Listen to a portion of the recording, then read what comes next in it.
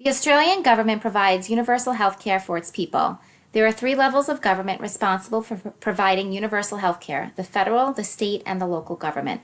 The federal plays less of a role than the other two governments. The federal provides funds for state services and subsidizes providers through the Medicare Benefits Scheme and the Pharmaceutical Benefits Scheme. States contribute to their own funding as well as receiving federal funds.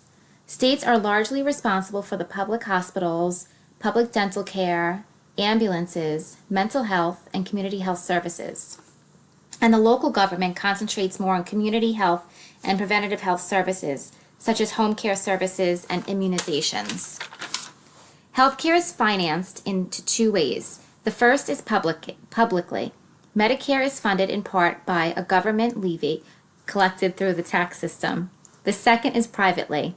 Government encourages enrollment in private health insurance through tax rebates, incentives, and penalties. Citizens get rebates for having private insurance and are penalized for not having private health insurance who make above a certain income level.